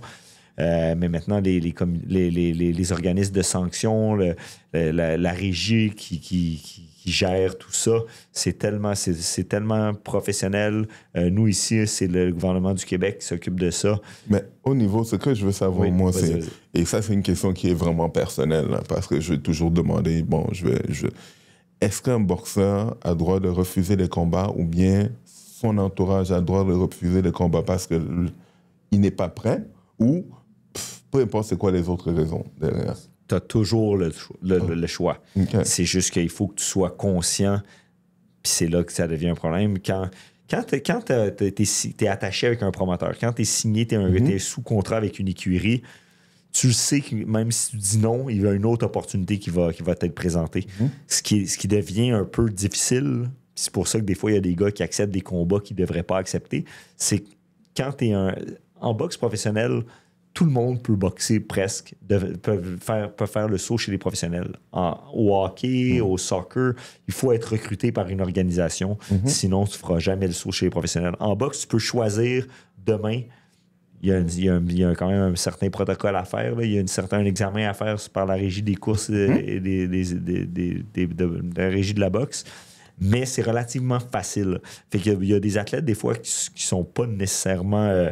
du niveau professionnel, là, qui ne méritent pas nécessairement de faire le saut chez les professionnels, mais qui font quand même le saut pour des raisons financières. Puis eux, des fois, sont dans des situations un peu précaires, dans le sens que si ils n'acceptent pas le combat, le téléphone ne sonnera peut-être pas pour un autre 6 mois. Mais la personne qui a la ceinture ou bien qui a la plus grosse bourse ou bien le potentiel de la plus grosse bourse, parce que des fois, je parle avec des amis, ils disent « Ah, mais non, il ne veut pas se battre avec pour l'instant parce qu'il veut peut-être tirer plus. » Et c'est une des raisons qui m'a toujours donné, que j'ai toujours donné beaucoup de respect à Jean. Parce que c'est rare que je l'ai vu éviter le combat. Peut-être que je mais là, je pensais qu'on parlait des combats arrangés. Là. Voilà, mais c'est pour ça que je voulais revenir là, parce que à chaque fois, ça me titille, parce qu'on parle en tant qu'amateur. Non, t'as raison. Moi, je connais rien. J'aime la boxe, mais je connais rien de la boxe. Non, mais t'as raison que il y a un côté, puis ça, on en a parlé dans un autre épisode précédemment, ça a beaucoup été créé par Floyd Mayweather. Quand Floyd voulait tellement se retirer à 50-0, réécrire le livre des records, puis ça a créé une espèce de malaise ou quelque chose de dysfonctionnel. Les boxeurs ont tellement peur de perdre, ils veulent tellement avoir une fiche parfaite pour la télé, pour les grosses bourses, qui n'acceptent plus les combats que les gens veulent voir. C'est beaucoup plus clair. Ça, c'est vraiment c'est problématique. T'as raison. Parce que les conversations au barbershop, écoute, tout le monde a sa version. Et puis moi, et chaque fois, j'oublie de poser la question. Et puis deux fois, bon, si c'est ton ami, tu es un peu malaisé de dire quelqu'un qui est neutre et dedans, comme toi, maintenant, je peux poser la question. Il faut que tu vois ça comme si les boxeurs, c'est une PME. C'est une petite entreprise. Et puis, eux, ce qu'ils veulent, c'est maximiser la valeur de leur entreprise. Alors, si tu te bats contre un gars qui est ordinaire, avec une fiche très moyenne, et que la bourse n'est pas bonne, qu'est-ce que ça t'apporte? Donc là, tu vas aller chercher peut-être de l'expérience, mais si tu perds, ça peut être catastrophique. Tu peux comprendre ça au niveau du business sense. Je comprends ça. Mais maintenant, si c'est deux personnes qui ont, on va dire,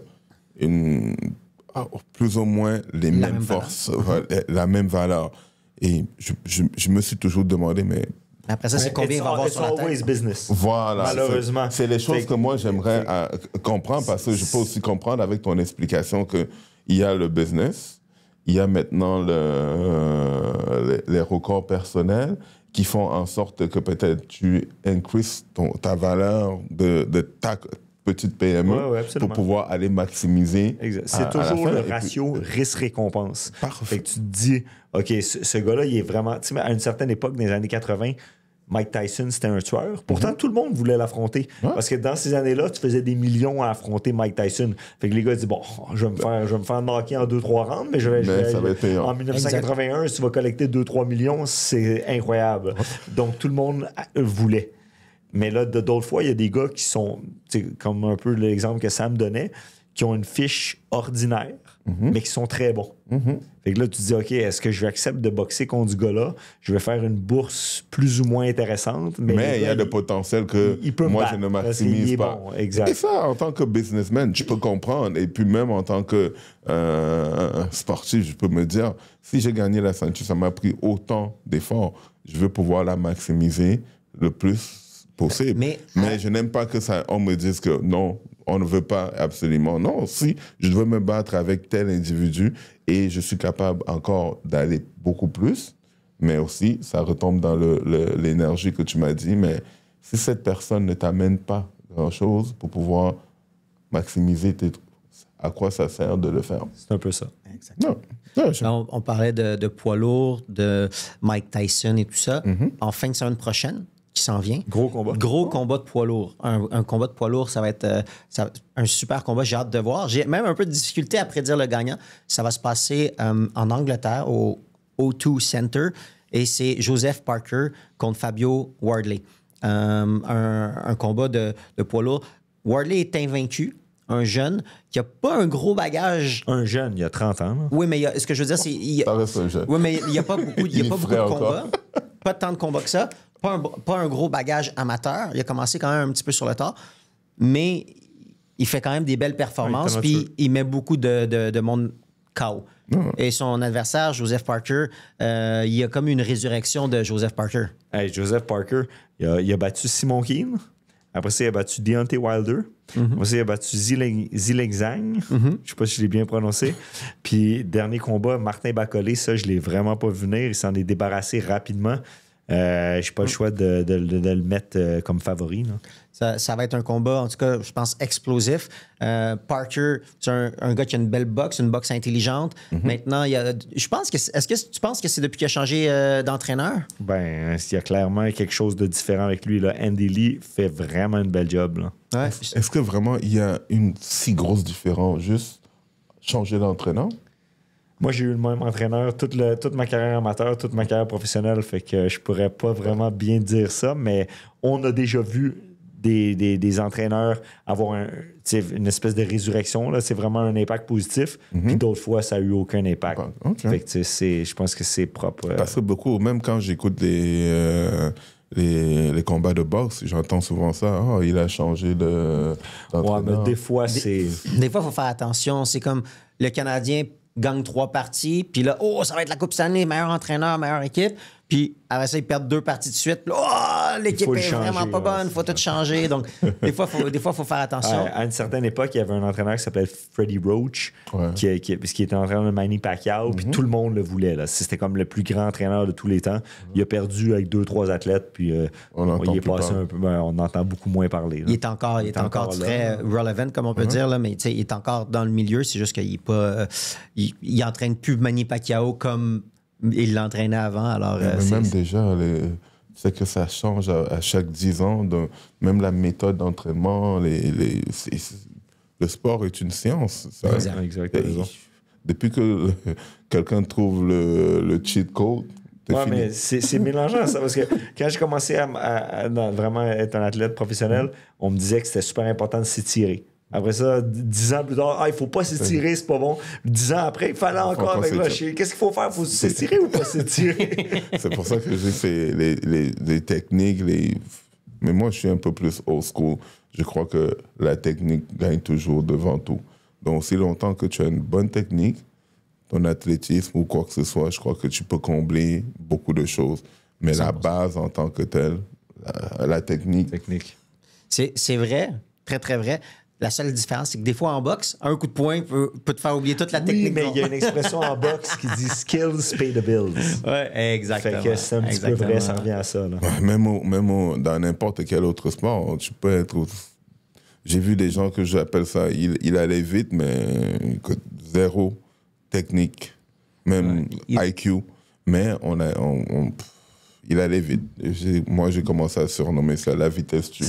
Alexandre Daigle, c'était ça. Hein? C'était un grand patineur, puis finalement, il n'a pas été aussi incroyable. Mais lui, tu vois, quand on parlait de santé mentale tantôt, lui, ça aurait été un cas intéressant parce que lui, il s'est rendu loin à cause de son talent, mais il n'aimait pas ça. Il ne voulait pas faire ça de sa vie. Après, c'est la seule chose qu'il savait faire. Là, et c'est ça, c'est là que je reviens à son point. Il y a quelqu'un qui n'a pas fait sa job. Il y a quelqu'un qui n'a pas pu déceler qu'il n'aimait pas ça. Je dis aujourd'hui, mon enfant, jamais, je l'ai jamais amené dans un terrain de soccer. Et je dis, c'est pas son rêve à lui. Il fait ce qu'il tente. Et il n'y a pas chez moi aucun truc qui montre que j'ai fait du soccer. En même temps, combien de personnes vont travailler 9 à 5 pendant 40 ans de leur vie à faire quelque chose qu'ils n'aiment pas? Ça, peut-être que lui, il s'est juste dit, écoute, moi, je vais faire 10 ans de hockey, je vais faire assez d'argent, même si j'aime pas ça, là, je vais fermer mon clapet, je vais faire mon... Viens pas chialer après. C'est ça. Il n'avait pas chialé, il a disparu. Et c'est difficile d'atteindre le sommet aussi avec ça. Là, il faut avoir de la passion puis de l'énergie là-dedans. Là. Tout à fait, tout à fait. On en revient à qu'est-ce qui se passe la semaine prochaine. On a un PBC qui fait une grosse carte. On en a parlé un peu là, il y a pas très longtemps. Fundora contre Keith Thurman, un combat qui devait avoir lieu. Il y a une blessure. Là, il semble que le combat est encore là. On verra. Sinon, O'Shaquie Foster va se battre contre Stephen Fulton. Ça va être un combat très technique. 2 gars super rapides. On parlait de technique tantôt. 2 très bons techniciens. Sinon, il va y avoir Ramos Jr. contre Shane Mosley Jr. Et puis aussi Frank Martin contre Francis Barthélemy, un Cubain. Ces deux-là, ça fait longtemps qu'on les a pas vus. Donc, on va regarder qu'est-ce que ça donne. Donc, il va y avoir une fin de semaine quand même assez chargée en boxe au point de vue international. Sinon, si on regarde la boxe amateur, parce que Au Québec, on est chanceux. On a un super système de boxe amateur, un petit peu comme il l'a au soccer. C'est bien encadré. Il va y avoir des galas aussi. Il va y avoir 2 galas de boxe. Alors, si les gens veulent aller encourager la boxe amateur, le futur de la boxe professionnelle un jour, le 25 octobre, il va y avoir un événement au 2B Extreme Evolution à Laval et il va y avoir une partie des profits qui vont être remis à la Fondation des maladies du cœur. Si je ne me trompe pas, il me semble que c'est ça, mais je sais que les profits vont être remis à une bonne cause. Donc, une pierre deux coups. Et sinon, il va y avoir aussi l'Académie de boxe Frontenac, un show le 25 octobre. On avait reçu quelques questions. On demande aux gens s'ils ont des questions de nous écrire. On a reçu quelques questions. Je vais vous les poser, puis on va regarder qu'est-ce que ça donne. Est-ce que on peut être un grand boxeur sans avoir grandi dans la rue ou dans l'adversité? Là, on parle de boxeur, mais je pense que ça peut parler aussi d'athlètes de haut niveau. Connaître l'adversité et les problèmes, est-ce que ça nous permet d'être un meilleur athlète? Est-ce qu'au soccer, il y a des athlètes qui sortent de... T'as des grands athlètes qui sont sortis des favelas. Non, ça, j'en ai aucun doute. Je me demande, est-ce qu'il y a des grands athlètes qui sortent de milieux très fortunés ou c'est plus rare? Oui, il y a des grands athlètes qui sont sortis des milieux fortunés. Et moi, je ne crois pas que... Je crois que c'est 50-50. Je n'ai pas besoin d'être dans le désert pour savoir qu'il est chaud. Je n'ai pas besoin d'être dans l'Alaska. Alors, il y en a d'autres qui ont développé une façon de se protéger en Alaska et d'autres qui ont... Et je ne crois pas que beaucoup de gens ils pensent que c'est toujours l'adversité. Non, il y a, moi j'appelle ça le désir de vaincre. Que je n'ai pas besoin d'avoir manqué de bouffe pour être affamé et pour savoir que je ne vais jamais être affamé demain. Donc, il y a une balance à faire quand les gens posent cette question-là, même si la plupart, ceux qui ont plus comment je peux dire ça, une force de vaincre, c'est ceux qui viennent parce qu'ils n'ont pas d'autres options. Okay. Et c'est ça le point important. C'est, est-ce que je fais ça parce que je n'ai plus d'autres options? Et c'est ça ma seule option. Et beaucoup dans la boxe, on trouve aussi ça. Les gens en boxe...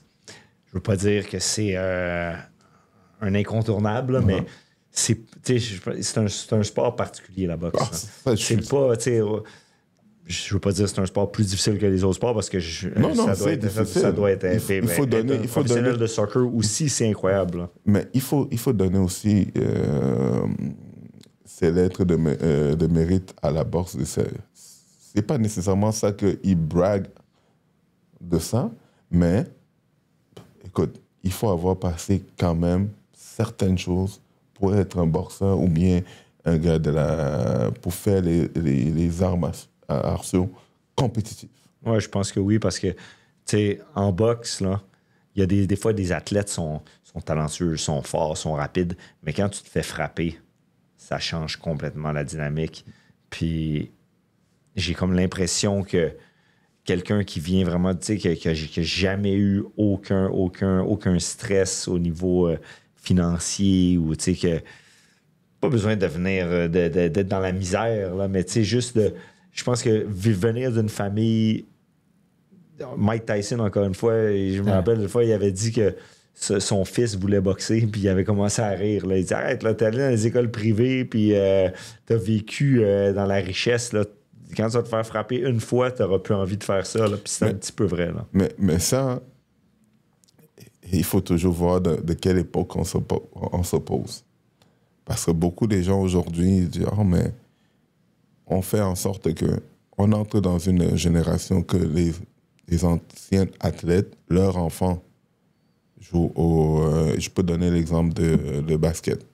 Beaucoup des anciens joueurs de basket, tous leurs enfants jouent LeBron joue avec son fils. Voilà. Est-ce que ça veut dire que quoi, il a eu à avoir besoin d'être dans la misère pour être performant? Non, mais encore une fois, la boxe, c'est un peu difficile, un peu différent, je veux dire. Parce que la boxe va aussi créer que des anciens boxeurs que peut-être leurs fils sont passionnés.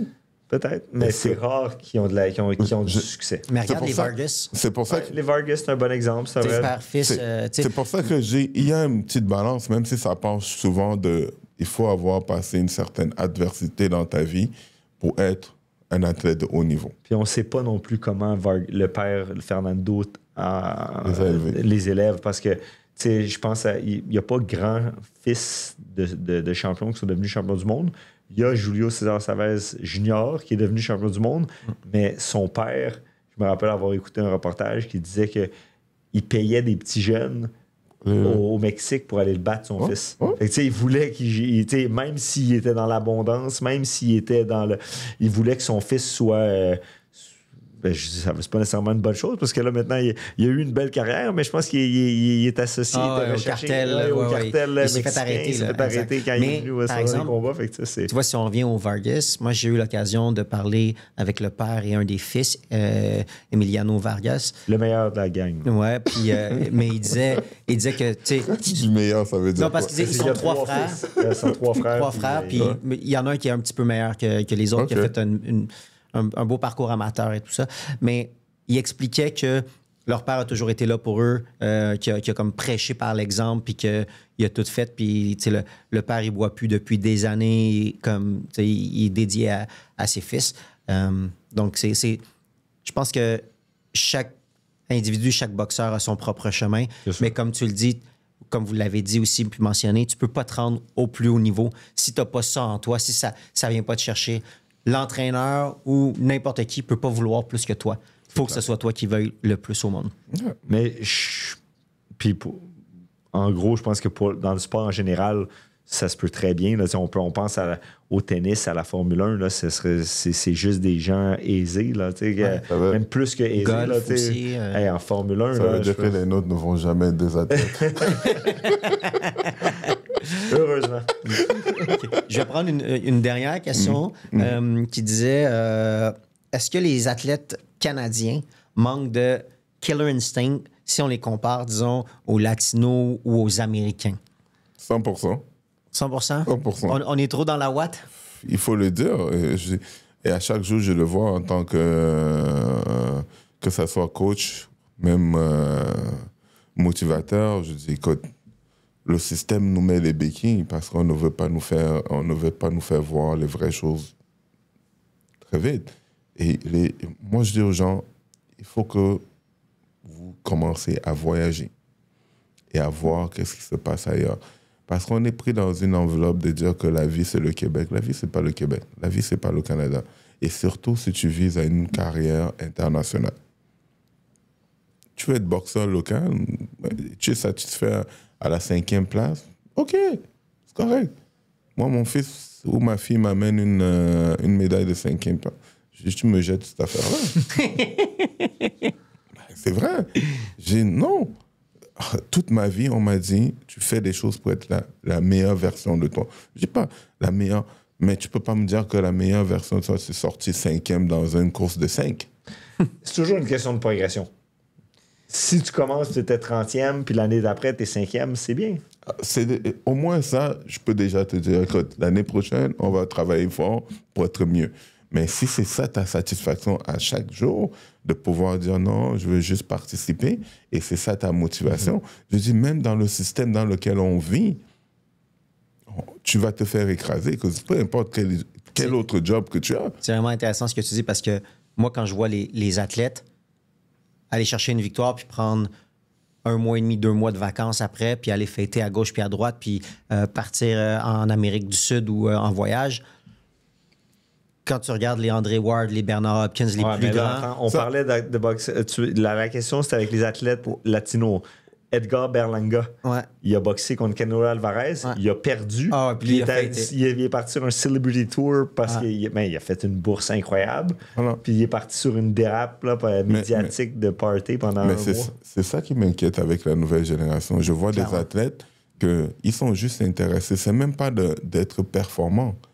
Ils veulent juste une photo sur Instagram. Ils veulent paraître. Ouais. Et voilà, c'est tout ce qui les intéresse. Ce n'est pas de savoir dans quoi je m'embarque, comment ça va être difficile. Et ils veulent juste faire la fête et puis de dire, ah, moi, je suis professionnel, c'est bon. travaillent pas, ils ne font aucun effort. Ah. Et ils sont surpris que, bon, Il y a quelques années, on était à Las Vegas pour un combat de David Lemieux. Après le combat de David Lemieux, on avait été invité dans un bar. Et puis, on est arrivé quand même assez tard parce qu'on avait regardé le combat final. Le combat final, c'était Canelo Alvarez contre Amir Khan. Et Canelo Alvarez avait gagné avec un knockout dévastateur. Khan était resté étendu au sol pendant longtemps. On avait même eu peur pour sa vie. Puis, le temps qu'on se rende au bar après l'événement, ça a pris du temps. On a fait les conférences de presse et ça. On est arrivé au bar et peut-être 20 minutes après, on a vu Amir Khan rentrer dans le bar. Et là, il a fait la fête avec ses amis. Là, puis j'étais comme, wow, tu viens de perdre. Et pas juste perdre à moitié. Là. on vient C'était d'être comme embarrassé devant... devant des millions de personnes. Mais là, t'es là, puis là, c'est comme, c'est le party. OK, c'est terminé. C'est partout comme ça. Tu vois, dans les autobus, on revient d'une défaite. Ça, dès que ça rentre ça met la musique. Ouais. Écoute, peut-être c'est moi qui ne comprends plus rien. C'est peut-être nous qui sommes rendus trop vieux. Moi, Parle pour toi. mais j'ai travaillé beaucoup avec... J'ai travaillé beaucoup avec Antonin tout au long de sa carrière. Il n'y a pas eu beaucoup de défaites, là. Mais je peux te garantir que s'il y a un combat qui n'était pas remporté, c'était le silence dans le vestiaire, puis il n'était pas question, là, tu sais, comme... Puis même que je l'ai vu pleurer, parce qu'il avait tout donné. Il avait tout donné. Puis ça, pour moi, c'est beaucoup plus... On parle pas de ça. Non, mais ça, pour moi, c'est beaucoup plus important. C'est ça, la passion. Ça me démontre beaucoup plus d'un athlète, quelqu'un qui est comme « Ah, j'ai tout donné, man. » Puis, tu sais, mais s'il avait pas eu cette réaction-là, puis s'il avait dit « Ah, c'est pas grave. » Moi, ça me dit « OK, t'as pas tout essayé, t'as pas tout fait. » Voilà. Puis c'est là la différence, là, tu sais. C'est ça que moi, je respecte. Aujourd'hui, j'ai eu des matchs que, écoute, on a perdu, même si c'était un sport de groupe, je trouvais que, écoute, pendant 2 jours, je parlais même pas à mes coéquipiers parce que c'était impensable pour moi d'être joyeux quand je sais que j'ai tellement mis d'efforts pour arriver à ce jour-là. Et ce jour-là, peu importe c'est quoi la raison et je le mets sur moi-même, mais je ne comprends pas que tu sors d'un match et tu es dans un mood festif. Moi, mes parents ne m'appelaient même pas pendant 2 jours. Ils savaient que je voulais même parler à personne. Mais aujourd'hui, la mentalité a changé. Écoute, on va se mettre sur TikTok, commencer à faire des gestes bizarres. Et je dis, mais tu devrais être influenceur. Tu ne devrais pas être sur un terrain de foot ou dans un ring. C'est après ta défaite, on vient de t'embarquer. Et tu vas sortir et puis tu es en train de fêter plus que le gars qui a même gagné le combat. Et quand le gars qui a gagné le combat est allé s'entraîner le lendemain. Ah ouais. Mais la question, on dérape parce que c'était est-ce que les Latinos et les Américains ont plus de killer instinct. Je pense que ce que tu dis là, c'est 100% vrai, mais je pense que c'est planétaire. Là. C'est pas juste au Canada. Non. Il y a... Comment je peux dire ça? Les Canadiens sont des très, très bons athlètes. On ne pourra jamais les enlever, ça. Pour être athlète pur et dur, on est des très, très bons athlètes. Mais étant donné que... Et aussi, on a un pays qui nous donne tout. Il ne faut pas se gêner. On n'a pas besoin de se préoccuper qu'est-ce qu'on va manger demain. C'est normal. Et quand on parle de ça, ce n'est pas pour insulter, parce que quand quelqu'un va entendre ça, il va dire « Ah, on est en train de dénigrer les athlètes au Québec. » Non. Je dis, sors du Québec et tu vois c'est quoi. On ne dit pas qu'ailleurs c'est mieux. C'est pas vrai, parce qu'on a une génétique incroyable. Donc pour moi, parce que j'en ai vu du pays, j'ai vu le monde. Et quand tu vois la force de vaincre de d'autres, tu peux pas rester. Et on en a eu des athlètes qui avaient ça. Et ça, c'est quelque chose que tu l'as. Voilà. Tu l'as quelque part. Il y a quelque chose qui t'a été passé, ou bien c'est quelque chose que tu as trouvé en toi qui fait en sorte que... Et c'est pour ça que certains Canadiens, pourquoi ils sont arrivés au plus haut? Parce qu'ils avaient cet animal à l'intérieur. Exactement. On n'en a pas beaucoup parlé, Ali, mais moi, je suis entraîneur de boxe aussi. Puis, quand j'entraîne, tu peux regarder toutes les habiletés techniques, mais ça, c'est quelque chose qui s'enseigne. Voilà. Donc, moi, quand je regarde l'athlète, je veux voir qu'est-ce qu'il y a en dedans de lui, puis je veux voir son éthique de travail. Moi, c'est la personne qui va vouloir plus, la personne qui va vouloir donner le dernier coup, la personne qui va vouloir faire la L'extra. coche de plus. Tout ce qui est technique, si on en a parlé, ça s'apprend. Mais vraiment, l'espèce de rage à l'intérieur, ça, tu peux pas l'apprendre, puis c'est ce qui fait la différence à la fin de la journée, puis c'est ce qui fait cette espèce de killer instinct-là. Et tu le vois, même tu échanges avec quelqu'un, tu n'as même pas besoin de me dire quel sport que tu as. Je dis, il était performant. Hein. Je dis, comment tu sais? Parce que moi, je dis, ça paraît. Même s'il est vieux ou quoi que ce soit, tu vas aller savoir qu'il y avait quelque chose. Mm-hmm. Les boys, on va... J'ai adoré, j'ai adoré t'avoir allé. Ouais, merci. Non, mais tu nous as apporté vraiment une perception avec ton bagage d'athlète, d'entraîneur et d'entrepreneur qui est... On va le rappeler, le plus grand scoreur de l'histoire de l'équipe du Canada. En taille. Mais dis-moi, Ali, toi, tu as plusieurs projets. C'est le temps de plugger là, tes entreprises, c'est le temps, mais ton école de soccer. J'ai une école de soccer vraiment qui donne une autre mentalité par rapport au foot, au soccer. Complex Striker, c'est à Mirabel. J'ai une fondation qu'on aide les jeunes dans des endroits, je n'aime pas dire défavorisés parce que je trouve que c'est juste dans des périodes difficiles. J'ai une qui s'appelle la Fondation Ali Jarba en passant. J'ai aussi une compagnie qui gère des athlètes, que ce soit des filles dans le soccer, au football, peu importe comment tu veux l'appeler, garçons, filles. Ça s'appelle AEMA Management. Et puis moi-même, si quelqu'un veut me suivre, voir comment je fume le cigare à chaque jour, c'est au Ali Jarba. Exact. Si on va sur Instagram, justement, on peut lire Exactement. tout ça. Les gens peuvent te rejoindre là directement. Voilà, Complex Striker, AEMA Management et la fondation Ali Jarba. Super. Mesdames et messieurs, c'est tout le temps qu'on avait. Antonin, as-tu un petit mot de la fin? Non, tout est parfait. On se revoit la semaine prochaine.